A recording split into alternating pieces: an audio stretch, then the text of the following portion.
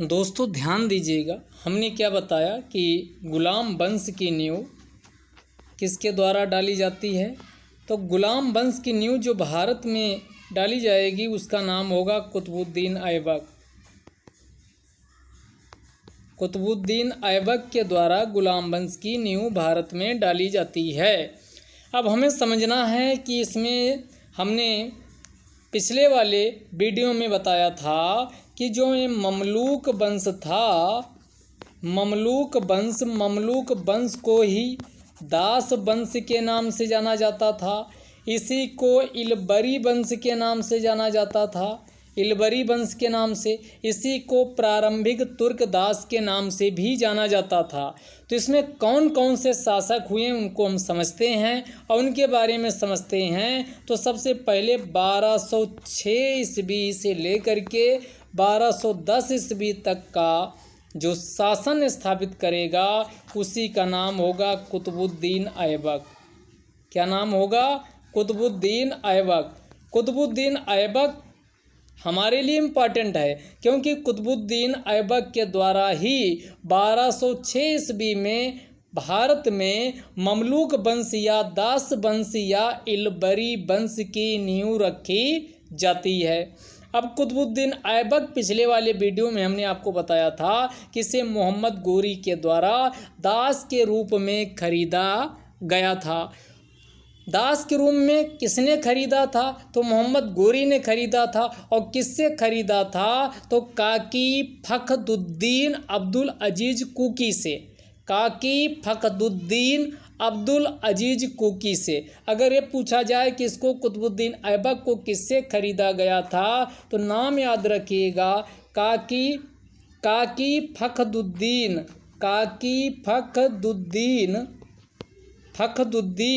अब्दुल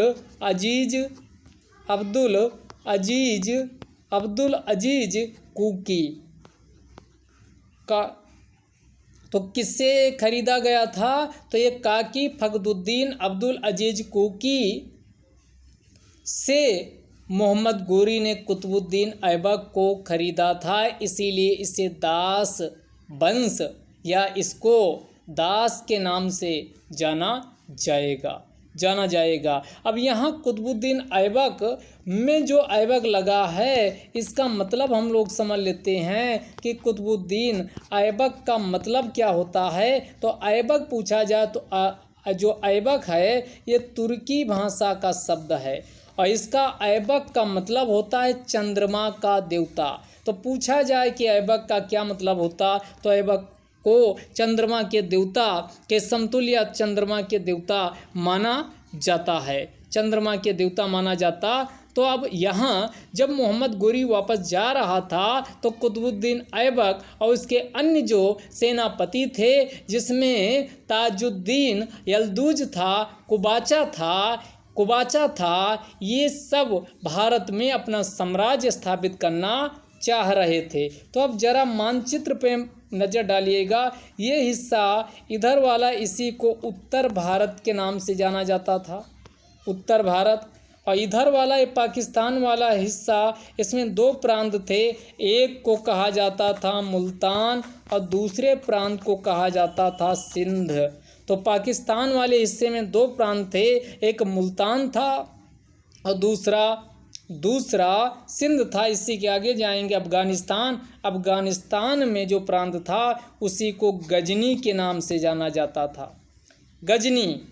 अब इन प्रांतों में अपना अपना जो तीन हमने नाम बताए, कुतुबुद्दीन ऐबक है, दूसरा ताजुद्दीन याल्दूज है और तीसरा कुबाचा है। तो तीनों चाह रहे हैं कि पूरा का पूरा यहाँ से लेकर के यानी गजनी से लेकर के उत्तर भारत तक उसका कब्जा हो। तो इसको कुतुबुद्दीन ऐबक ने बहुत सूझबूझ की नीति से बांट लिया।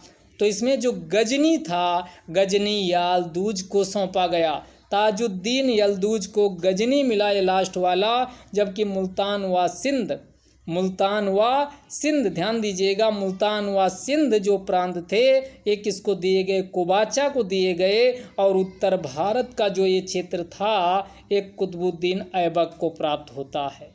कुतुबुद्दीन ऐबक को भारत का जो उत्तरी प्रांत था वो आपका प्राप्त होता है।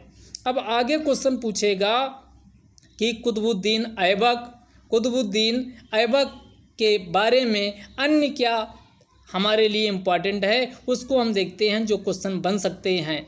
तो कुतुबुद्दीन ऐबक में राज्यों कुतुबुद्दीन ऐबक, याल्दूज और कोवाचा के बीच क्या हुआ, राज्यों का, प्रांतों का बंटवारा हो चुका है। अब यहाँ ये जो कुतुबुद्दीन ऐबक था ये बहुत सूझबूझ के साथ क्या किया, काम लिया, और जो ताजुद्दीन यल्दूजा था गजनी का, उसे गजनी दिया और उसकी पुत्री के साथ अपनी शादी किया।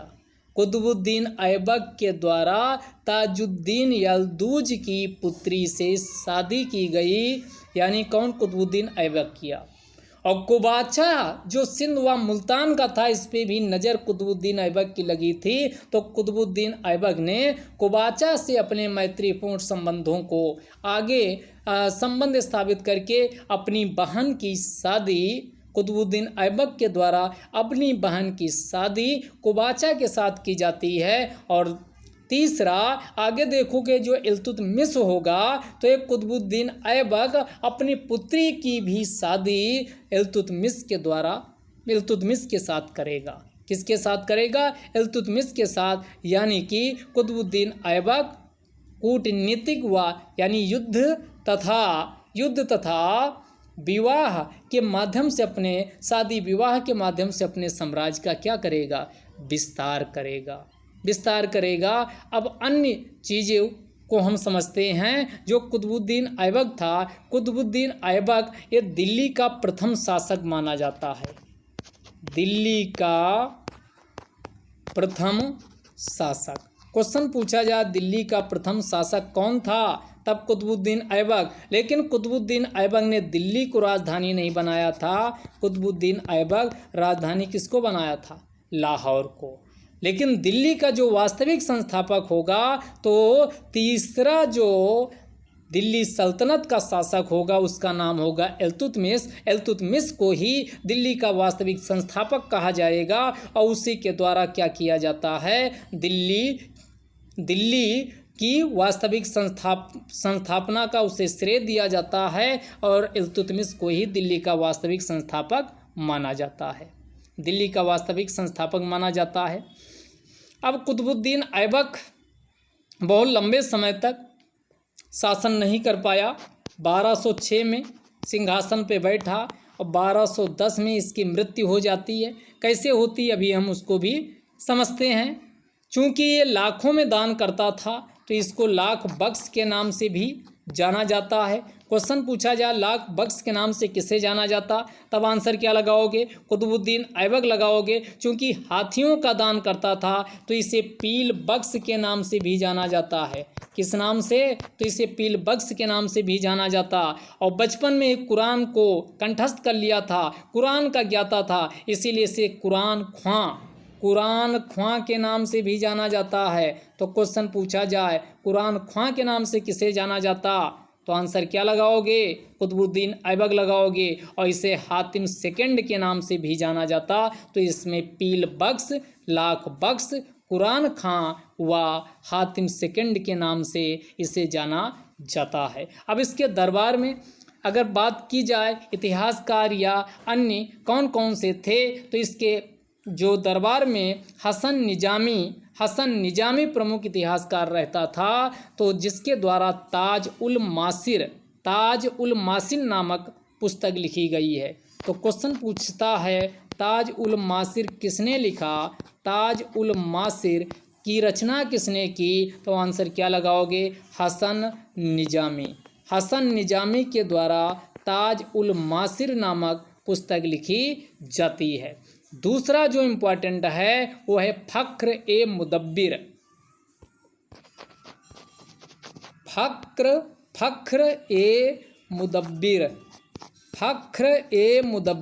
और फख्र ए मुदब्बिर के द्वारा दो पुस्तकें लिखी जाती हैं। एक का नाम है आदाब उल हर्ब। क्या नाम है, आदाब उल हर्ब। अदाब उल हर्ब नामक पुस्तक पूछा जाए कि अदाब उल हर्ब पुस्तक किसने लिखा, तो फ़क्र मुदब्बिर ने लिखा। और दूसरी है अल सुजाता। दूसरी जो इनके द्वारा रचना लिखी गई उसी को किस नाम से जाना जाता, अल सुजाता, अल सुजाता के नाम से जाना जाता है। तो अदाब उल हर्ब व अल सुजाता नामक पुस्तकें फ़क्र मुदब्बिर के द्वारा लिखी गई हैं। इसी के द्वारा कुतुबुद्दीन ऐबक के द्वारा ही कुब्बत उल इस्लाम मस्जिद को बनवाया गया था। तो पूछा जाए कि कुब्बत उल इस्लाम मस्जिद स्थापत कला में देखें तो वहाँ पर भी मात्र 4 सालों में इसने कई कार्य किए। उनमें से कुब्बत उल इस्लाम मस्जिद इसी के द्वारा निर्मित कराई गई थी। तो कुब्बत उल इस्लाम मस्जिद इसी ने बनवाया था और इसने दिल्ली में प्रथम मस्जिद को भी निर्मित करवाया था। और कुतुबुद्दीन ऐबक के द्वारा ही 2.5 दिन का झोपड़ा भी निर्मित करवाया गया था। और ये कहाँ है, ये अजमेर में है। अजमेर राजस्थान में 2.5 दिन का झोपड़ा भी इसी के द्वारा निर्मित करवाया गया था। और इसी के द्वारा 1199 में किसकी शुरुआत की गई थी, कुतुब मीनार की, जिसे पूरा कौन करवाएगा आगे चलकर, इल्तुतमिश के द्वारा। लेकिन न्यू कुतुब मीनार की किसने डाली थी, तो कुतुब मीनार की न्यू किसके द्वारा डाली गई थी, तो कुतुबुद्दीन ऐबक के द्वारा डाली गई थी। तो ये इम्पॉर्टेंट फैक्ट फिगर हैं जो हमें किसके बारे में पता होना चाहिए, कुतुबुद्दीन ऐबक के बारे में पता होना चाहिए। और अंततः 1210 ईस्वी में यह कौन खेल खेल रहा था, चौगान का खेल खेल रहा था। और चौगान खेल में खेल हो गया, यानी खेल में इसकी मृत्यु हो गई। चौगान का खेल खेलते समय ये किससे गिरता है, घोड़े से गिरता है। और घोड़े से गिरने के कारण इसकी क्या हो जाती है, 1210 ईस्वी में इसकी मृत्यु हो जाती है। और इसी के बाद फिर इसका, चूंकि कोई उत्तराधिकारी नहीं था, इतिहासकारों में काफ़ी मतभेद है, कोई भाई मानता है, कोई पुत्र मानता है। तो अगला जो शासक बनाया गया वो उसका नाम था आराम शाह। और जैसा नाम वैसा काम, आराम शाह आराम ही करता रहा और इसीलिए लंबे समय तक ये शासन नहीं कर पाएगा। 1210 ईस्वी से लेकर 1211 ईस्वी मात्र 1 साल तक ये आराम करता रहेगा और इसका शासन जो है वो बहुत ज़्यादा लंबे समय तक नहीं चल पाएगा। तो बीच में 1 साल के लिए आया, इसका कोई अन्य चीज़ें इम्पोर्टेंट नहीं है। और इसी के बाद अगला जो काम का है वो कौन है, इल्तुतमिश। और पीछे हमने बताया कि वही इल्तुतमिश है जिसके साथ संबंधों को अच्छा बनाने के लिए कुतुबुद्दीन ऐबक ने अपनी पुत्री की शादी इल्तुतमिश के साथ की थी। और इसी इल्तुतमिश के साथ 1210 ईस्वी में जो आराम शाह था, दिल्ली के निकट एक स्थान है जड या इसी को जुड भी जुड या जड नामक स्थान पर युद्ध हुआ। इस युद्ध में इल्तुतमिश के द्वारा आराम शाह को आराम की नींद सुला दिया गया, यानी पराजित किया गया। और उसी के बाद आराम शाह का जो आगे का शासन का सपना था वो चकनाचूर हो जाता है। फिर इल्तुतमिश 1211 ईस्वी से लेकर के, अब इल्तुतमिश का अगर शासन देखा जाए तो इल्तुतमिश 1211 ईस्वी से लेकर 1236 एक लंबे समय तक भारत में राज्य या शासन की बागडोर संभालेगा। जब ये शासन बना तो उससे पहले बदायूं कहाँ का ये सूबेदार था, तो ये बदायूं का सूबेदार था। क्वेश्चन पूछा जाता है कि ये कहाँ का सूबेदार था, तो बदायूं का सूबेदार था। और इसके द्वारा अमीर उल उमरा, पूछा जाए कि अमीर उल उमरा की उपाधि किसने धारण किया था, तो अमीर उल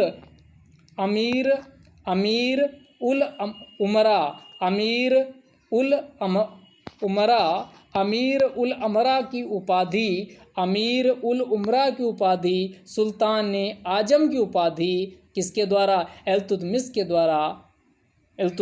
द्वारा क्या की गई थी, धारण की गई थी। इल्तुतमिश पहला शासक था पहला शासक था जिसको खलीफा के द्वारा खिलअत प्रदान किया गया था। तो ये खलीफा से खिलअत प्राप्त करने वाला प्रथम मुस्लिम शासक होगा और इसी के द्वारा, ध्यान दीजिएगा, यानी लाहौर से राजधानी कहाँ लाई जाएगी? ये लाहौर है, लाहौर से राजधानी दिल्ली स्थानांतरित की जाएगी और दिल्ली को राजधानी बनाएगा इल्तुतमिश। इसीलिए इल्तुतमिश को दिल्ली का वास्तविक संस्थापक माना जाता है। दिल्ली का वास्तविक संस्थापक माना जाता है। इसने 40 जो दास थे उनको इकट्ठा कर करके एक संगठन, एक समिति बनाई थी। उसी को तुर्कान-ए-चेहालगानी के नाम से जाना जाता है। तो पूछा जाए कि तुर्कान-ए-चेहालगानी किसने संगठित किया था? तो तुर्कान-ए-चेहालगानी या चेहालगानी किसके द्वारा? तो ये इल्तुतमिश के द्वारा स्थापित किया गया था। और इल्तुतमिश ही ऐसा पहला शासक होगा जो शुद्ध अरबी के सिक्के चलाएगा। शुद्ध अरबी के सिक्के संचालित चलाने वाला पहला शासक इल्तुतमिश था। और इल्तुतमिश के द्वारा ही चांदी का टंका व तांबे का जीतल चलाया जाएगा। तो चांदी का टंका तांबे का जीतल। क्वेश्चन पूछता है चांदी का टंका व तांबे का जीतल किसने चलाया था? तो इल्तुतमिश के द्वारा चलाया गया था। और इल्तुतमिश पहला शासक होगा जो सेना को आधुनिक तरीके से संगठित करेगा और उसके लिए बाकायदा एक विभाग बनाएगा और उसी को किस नाम से जाना जाएगा? दीवान-ए-आरिज के नाम से जाना जाएगा। और दीवान-ए-आरिज अब सेना के लिए है तो स्पष्ट हो गया होगा, ये सैन्य विभाग का गठन करेगा। किसका? सैन्य विभाग का गठन करेगा। और इसके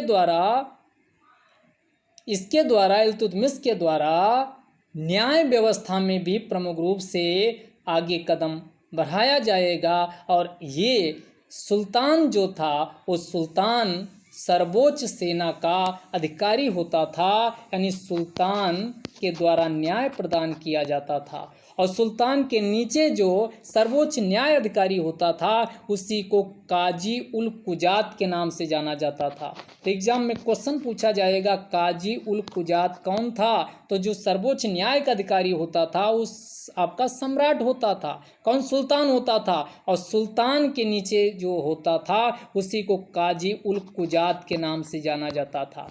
काजी उल कुजात के नाम से जाना जाता था। और इल्तुतमिश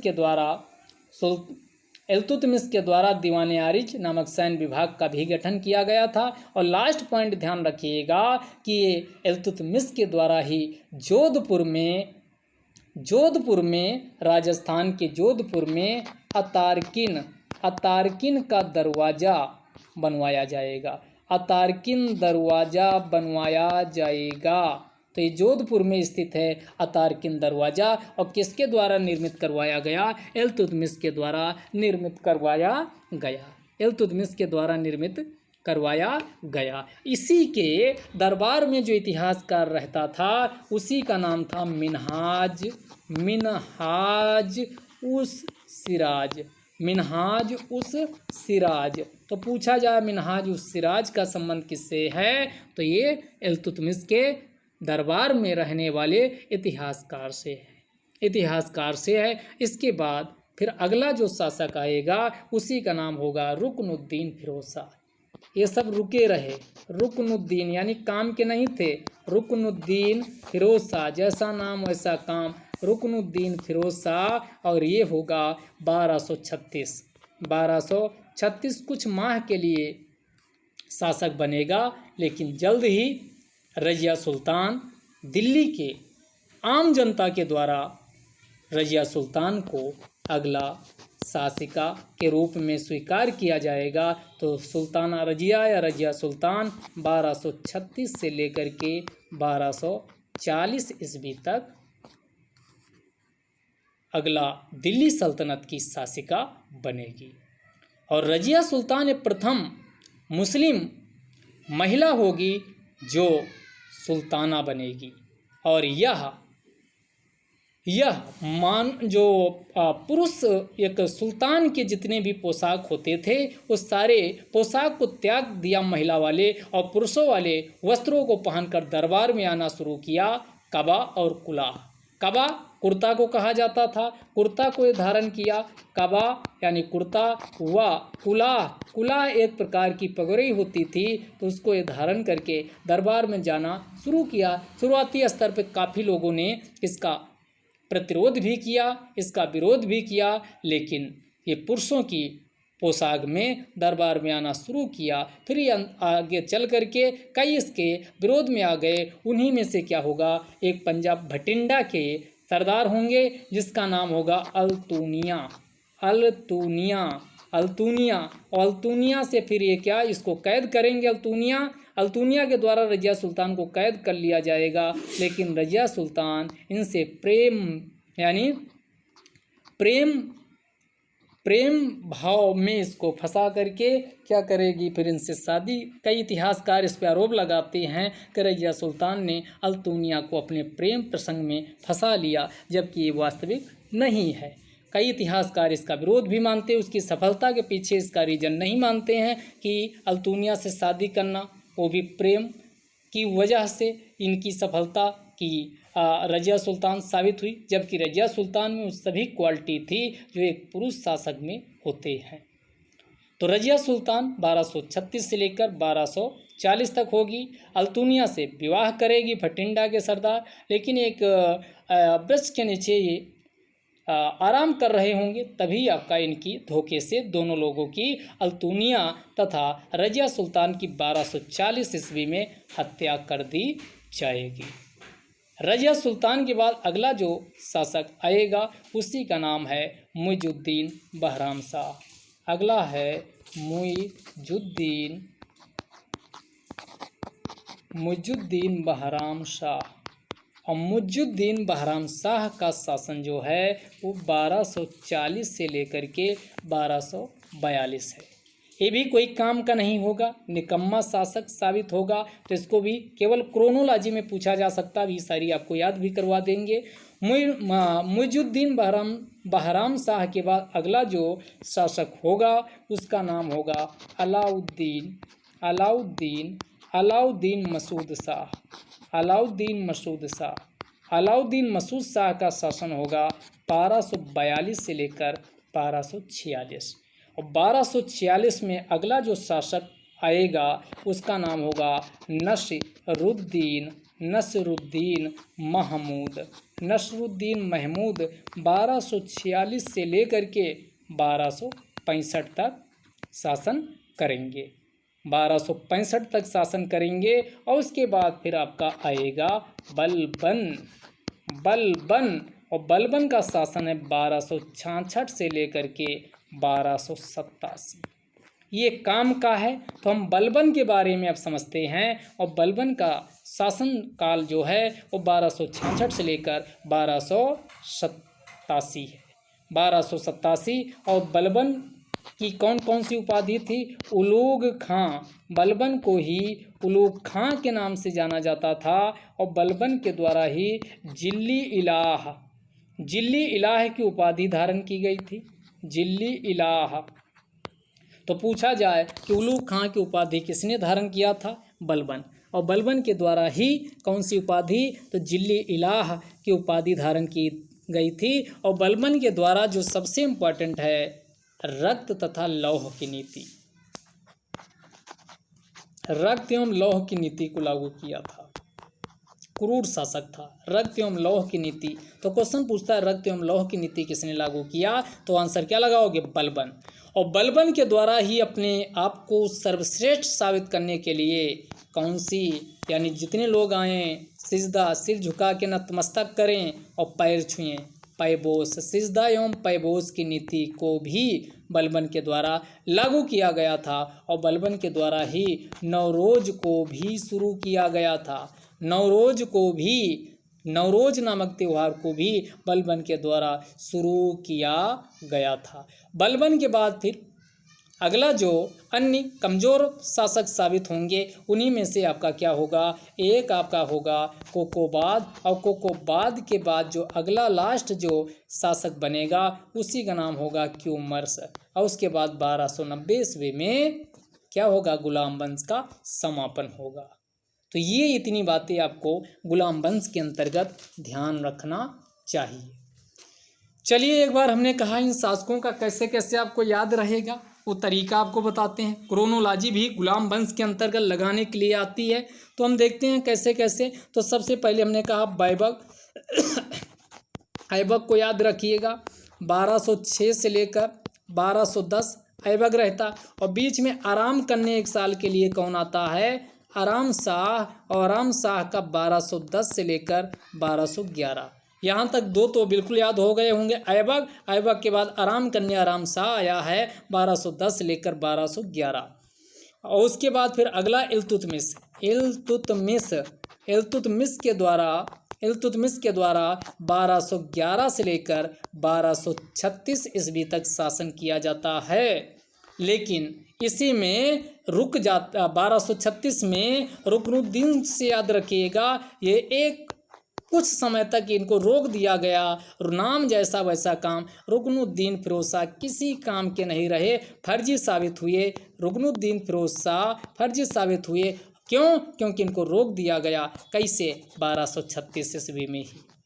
तो ऐसे याद रख, पहला आपका क्या हो गया, हमने कहा पहला कुतुबुद्दीन ऐबक 1206 से 1210, 1210 से 11, तो हमने कहा एक साल के लिए आराम शाह के बाद 1211 से 1236 इल्तुतमिश, और फिर 36 में रुके कौन, फर्जी साबित हुए फिरोज शाह, तो इसका रुकनुद्दीन फिरोज शाह 1236, और 36 में इनका लीला समाप्त। और 36 के बाद फिर आते हैं 1236 से लेकर 1240, और ये रजिया सुल्ताना रजिया, तो ये नाम भूल ही नहीं सकते, सुल्ताना रजिया का शासन होता है। सब कुछ पुरुष जैसा इसने धारण किया था। और रजिया सुल्ताना के बाद अब आगे की कहानी समझिएगा, यहाँ के आगे की क्रोनोलॉजी आपका देख के एग्जाम में पूछा जाता है। तो आगे की क्रोनोलॉजी के लिए एक लॉजिक समझिएगा। मान लो एक माता पिता के दो बेटे हैं, दोनों रियल में बहरे हैं। एक माता पिता की दो संतानें हैं, उनका नाम, एक का नाम है मसूद, एक का नाम है महमूद। छोटा वाला नाम पहले लिया जाता है, मसूद छोटा नाम है, ये पहले आएगा मसूद, और दूसरे का नाम है महमूद। हमने कहा एक माता पिता की दो संतानें हैं, एक का नाम है मसूद और दूसरे का नाम है महमूद, और दोनों की दोनों क्या हैं, बहरे। दोनों के दोनों कौन है, बहरे। और ये दोनों के दोनों बहरे हैं। जब कोई दूसरा इनको देखता है, आवाज़ देता है, तो ये क्या, ये सुनते नहीं, चूंकि बहरे हैं तो खूब तेज से क्या करता है, इन दोनों को उल्टा सीध बोलता है। जब उल्टा सीध बोलता मसूद व महमूद को, तब ये जब इनको सुनाई देता है तो ये बिलबिला उठते हैं। हमने क्या बताया, बिलबिला उठते हैं, और बिलबिलाते हुए अपनी माँ बाप के पास जाते हैं और उनसे शिकायत करते हैं। तो उनके माँ बाप पूछते हैं कि कोको तुमको बहरा कह रहा, कोको तुमको बहरा कह रहा, और क्यों तुमको बहरा कह रहा, तो कोको और क्यों, काम खत्म। सारे के सारे अब आपको याद हो गए होंगे इसी से। तो हमने कहा पहला ये बहरे हैं, और बहरे कौन है, मसूद और महमूद। तो पहला कौन हो गया, तो आपका जो पीछे का जो बताए उससे कोरिलेट करिए, 1240 से लेकर 42, और कैसे याद रखोगे, 42 तक रहे, बहरा बा से 42, तो 1240 से 1242 तक कौन, बहरा, यानी मुइजुद्दीन बहराम शाह। बहरा से तुरंत आपके दिमाग में आ जाएगा, बहरा पहले आएगा, तो बहरा मुइजुद्दीन बहराम शाह 1240 से 1242, और 1242 से 1246 कौन, महमूद, यानी कौन, तो ये मसूद में यहाँ सूद लास्ट में आ रहा, सूद माने आपका होता सूद का लास्ट से कोरिलेट करिए 6, और 6 माने होता है 6 लास्ट में आना चाहिए, यानी 46, 6 माने 46, यानी कौन, तो इसका अगला कौन नाम हो जाएगा, अलाउद्दीन मसूद शाह। मसूद से याद रखिए, आपका नाम पूरा पता चल जाएगा। तो अलाउद्दीन मसूद शाह 1242 से 1246, और उसके बाद फिर महमूद, और महमूद कौन है, नसरुद्दीन महमूद 1246 से लेकर 1200 65, और 65 के बाद फिर आपका महमूद के बाद बिलबिलाना, ये बिलबिला उठे तो इससे क्या हो जाएगा, बिलबिल से आपका बिलबिला से हो जाएगा बलबन, और बलबन आपको बताई दिए बलबन का काल कौन है, तो 1265 से लेकर 1287। तो अगला हमने बताया इनके मम्मी पापा से, अपने मम्मी पापा के पास गए तो पूछे कोको, तुमको बहरा बोल रहा, तो कोकोबाद 1287, कोकोबाद 1287, कोकोबाद कौन है, 1287 से 1290, 3 साल तक कोकोबाद रहता है। हालांकि उत्तराधिकारी बलबन ने खुसरो शाह को बनाया था, लेकिन ये कैकोबाद बहुत चालाकी से उसको प्रांतीय गवर्नर बना के भेज देता है और गद्दी अपने हाथों में, शासन अपने हाथों में ले लेता है। तो मुइजुद्दीन कैकोबाद 1287 से 1290, और 1290 में पूछा क्यों बहरा बोलते, क्यूमर्स, क्यों से क्यूमर्स, तो क्यूमर्स आपका 1290 सबसे लास्ट में आएगा। पूरा का पूरा अब आपका एक बार में आप बोल सकती हो। ऊपर से दिल्ली सल्तनत की आप इनकी संख्या आप शुरू करिए, गिनना शुरू करिए, तो आपका हमने क्या कहा, तो पहला ऐबक था, ऐबक के बाद ऐबक का 1206 से लेकर 1210, और 10 के बाद 1 साल तक आराम किया, आराम शाह का 1210 से लेकर के 1211, आराम शाह के बाद फिर हमने कहा इल्तुतमिश का 1210 से 11 से लेकर 1236। यहाँ स्पेस कम है तो इसको मिटाना होगा, 1 2 3 यहाँ हो चुके। उसके बाद हमने कहा रुकनुद्दीन फिरोज शाह, रुका तो रुकनुद्दीन फिरोज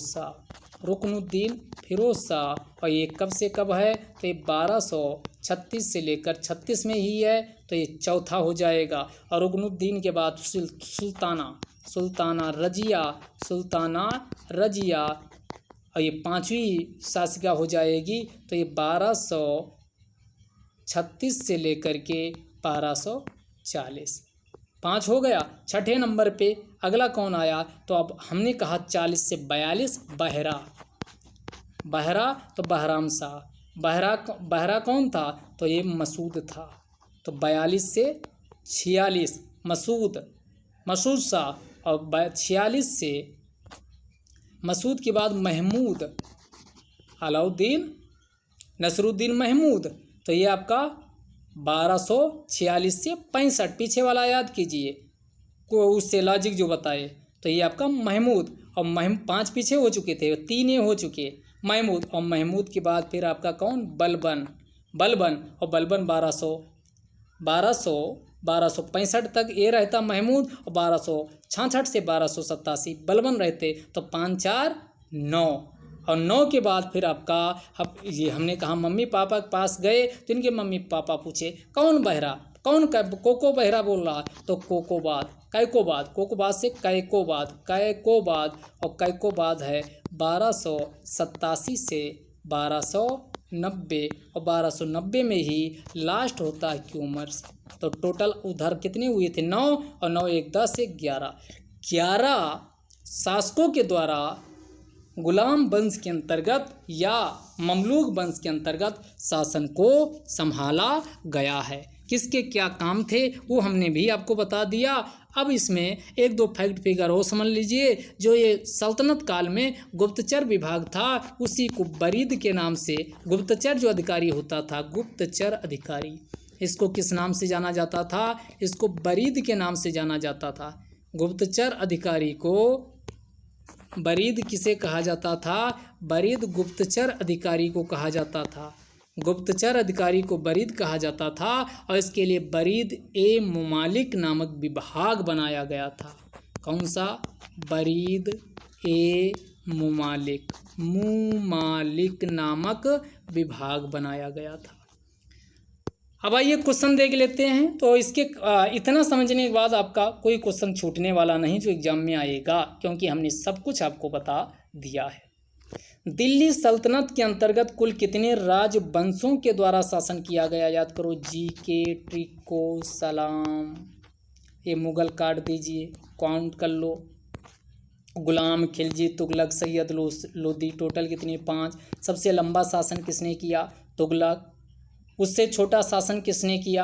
तो हमने कहा गुलाम। उससे छोटा लोदी, उससे छोटा सैयद, सबसे छोटा खिलजी, खिल खिल खिल करता रहा खिलजी, सबसे छोटा शासन खिलजी किया।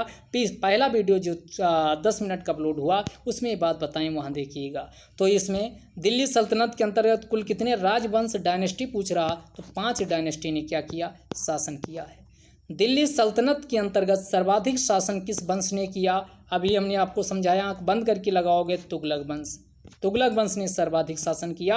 और सबसे कम पूछा जाए तो ऐसे जीके, ट्रिक को, सलाम, ये लिखिए, तो इसको मुगल काट दीजिए। सबसे लंबा तुगलक, उसके बाद गुलाम या ममलूक वंश, उसके बाद लोदी, उसके बाद सैयद, सबसे छोटा खिलजी, सबसे छोटा खिलजी। यहाँ पूछता सबसे कम शासन किसने किया, तो खिलजी हो जाता।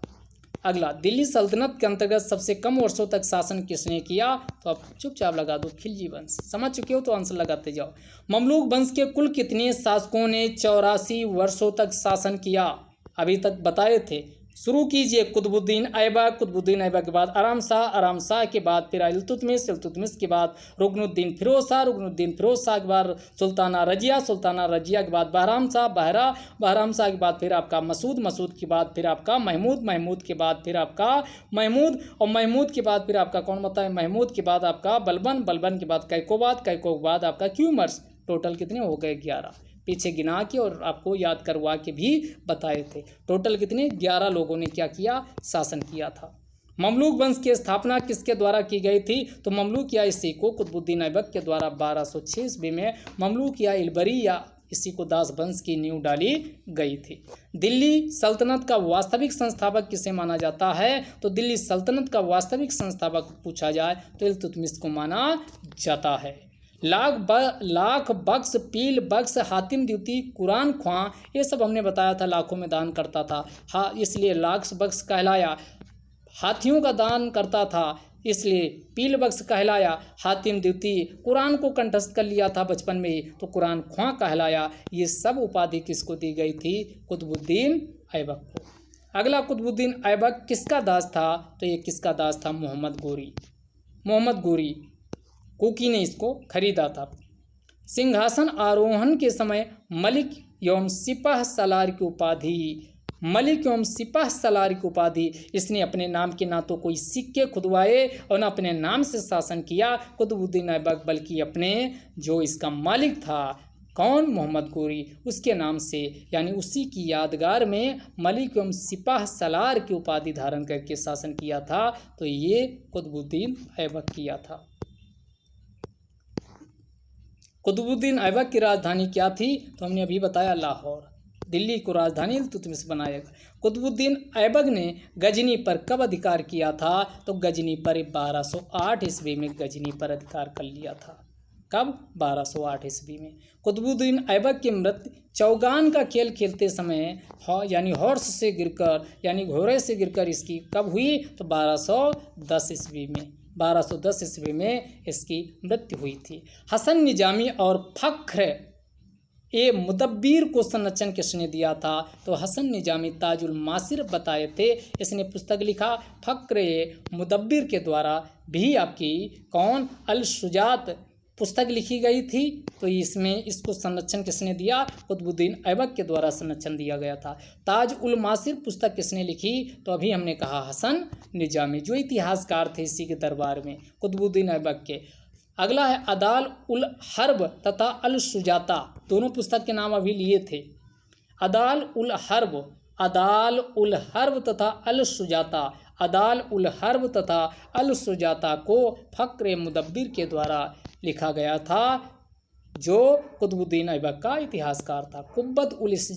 कुब्बत उल इस्लाम मस्जिद का निर्माण शुरुआत किसने करवाया था? तो कुतुबुद्दीन ऐबक ने। लेकिन क्वेश्चन पूछा जाए पूरा किसने करवाया? इल्तुतमिश ने। 2.5 दिन का झोपड़ा ये ऐबक ने कहाँ निर्मित करवाया? तो ये आपका अजमेर। कहाँ निर्मित करवाया?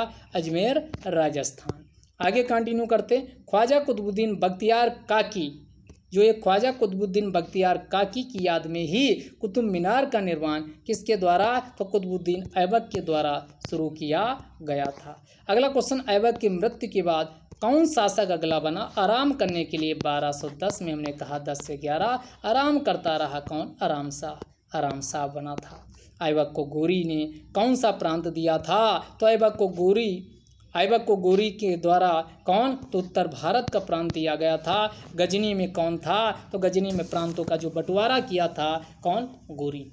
मोहम्मद गोरी के द्वारा प्रांतों का बंटवारा किया गया था। तो जो गजनी था, गजनी किसको दिया गया था? तो यालदूज को गजनी दिया गया था। मुइजुद्दीन यालदूज को गजनी दिया था, जबकि मुल्तान व सिंध को बादशाह। लेकिन हमने कहा कुतुबुद्दीन ऐबक बहुत चालाक था। यालदूज की पुत्री से खुद शादी किया, कुबाचा के साथ अपनी बहन के शादी किया और इल्तुतमिश के साथ अपनी पुत्री की शादी कर देता है। तो ये कहानी रही है कुतुबुद्दीन ऐबक की। उत्तरी भारत का इसे प्रांत दिया गया था। अगला इसी से रिलेटेड क्वेश्चन है, आराम शाह के बाद दिल्ली की गद्दी पर कौन बैठा? तो इल्तुतमिश। आराम शाह के बाद इल्तुतमिश बैठा था 1211 से लेकर 1236 ईस्वी तक। आगे अमीर उल उमरा, ये बताए थे अमीर उल उमरा सुल्तान आजग नहीं आजम, सुल्तान आजम की उपाधि धारण किया था इल्तुतमिश। किसने? अमीर उल उमरा व सुल्तान आजम इल्तुतमिश के द्वारा उपाधि धारण की गई थी। सुल्तान बनने से पहले इल्तुतमिश कहाँ का इक्तादार, और एक चीज़ और भूल गए, इक्ता व्यवस्था को किसने? इल्तुतमिश ने लागू किया था, और इसके जो प्रमुख होता था उसी को इक्तादार कहा जाता था। क्या कहा जाता था? इक्तादार। तो इल्तुतमिश, ई से इक्ता, ई से इल्तुतमिश, ये ध्यान रखिएगा। ये कहाँ का था? बदायूं का गवर्नर था, इक्तादार था। इल्तुतमिश ने आराम शाह को जुड के युद्ध में कब हराया था? जड या जुड का युद्ध बताए थे। आराम शाह को आराम में पहुंचा दिया था 1210 ईस्वी में, दिल्ली के निकट ये युद्ध हुआ था। अगला खलीफा से अधिकार प्राप्त करने वाला, जिसको हमने क्या कहा था? खिलात सूती वस्त्र इत्यादि को भेजे थे, तो उसी को खिलात कहा जाता था, यानी खलीफा ने। तो खलीफा से अधिकार प्राप्त करने वाला पहला कौन था? इल्तुतमिश था। अगला क्वेश्चन देखिए, दिल्ली को राजधानी बनाने वाला प्रथम सुल्तान कौन था? तो प्रथम सुल्तान इल्तुतमिश था। यही दिल्ली का वास्तविक संस्थापक भी माना जाता। इल्तुतमिश ने कुल कितने वर्षों तक शासन किया? तो आप निकाल लो, 1211 से लेकर 1236, मोटा मोटा 26 साल। 26 साल तक इसने शासन किया। इल्तुतमिश का वजीर कौन था? इल्तुतमिश का वजीर निजामुद्दीन जुनैदी था। ये ध्यान रखिएगा। कौन? निजामुद्दीन जुनैदी वजीर था इल्तुतमिश का। चंगेज खां किसके समय में भारत की सीमा में प्रवेश किया था? ये इल्तुतमिश के समय। कितना? कब? तो ये 1231 ईस्वी में चंगेज खां भारत में अटैक किया था। इल्तुतमिश ने परमारों की राजधानी मंदसौर पर कब अधिकार कर लिया था? तो ये अधिकार किया था 1227 ईस्वी में। परमार पर अधिकार पूछा जाए, परमार, तो 1207 बार मार। किसको मार? परमार। पर माने दूसरों को मार, तो परमार को 7 बार मार। किसको मार? परमार। दूसरों को मार, पर माने दूसरा, मार माने मार। कितनी बार? 7 बार। तो 1227 में इल्तुतमिश के द्वारा परमार पर कब्जा किया गया था। परमार याद हो गया होगा, कितनी बार? 7 बार। 1227 परमार। परमार पे कब्जा किसने किया था? परमार, इल्तुतमिश ने। इल्तुतमिश का अंतिम अभियान किसके विरुद्ध में था? तो खोखर। ये खोखर बहुत परेशान करते थे, खोखर और जाट, ये तो इन्हीं के विरुद्ध, खोखर के विरुद्ध इसका अंतिम अभियान था। दिल्ली सल्तनत का वास्तविक संस्थापक किसे माना जाता है? तो इल्तुतमिश को। पीछे भी आपका ये क्वेश्चन हो चुका है। इल्तुतमिश के शासनकाल में न्याय चाहने वाले व्यक्ति को कौन सा वस्त्र धारण करना होता था? लाल वस्त्र धारण करके वो न्याय देने का काम करता था। तो इसका आंसर हो जाएगा लाल वस्त्र। अगला, सुल्तान के बाद सर्वोच्च न्याय अधिकारी कौन होता था? ये भी बताते, काजी उल कुजात। इल्तुतमिश के शासनकाल में हमने कहा कौन होता था? तो हमने कहा काजी उल कुजात। सब सर्वोच्च जो न्यायिक अधिकारी होता था वो सुल्तान होता था, और सुल्तान के बाद काजी उल कुजात। अमीर आखुर, ये जो अश्व का प्रमुख होता था, अश्व सेना का प्रमुख अमीर आखुर होता था। इक्ता का प्रमुख इक्तादार। पहला तुर्क शासक कौन था जिसने शुद्ध अरबी के सिक्के चलाए? वो था इल्तुतमिश। शुद्ध अरबी के सिक्के बताए थे किसके? इल्तुतमिश के द्वारा चलाए गए थे। शुद्ध अरबी के सिक्के इल्तुतमिश के द्वारा चलाए गए थे। और चांदी का टंका, तांबे का जीतल, ये किसने चलाया था? अगला क्वेश्चन वही है, इल्तुतमिश के द्वारा चलाया गया था। किसने स्वयं को नासिर अमीर उल मोमिनीन घोषित किया था?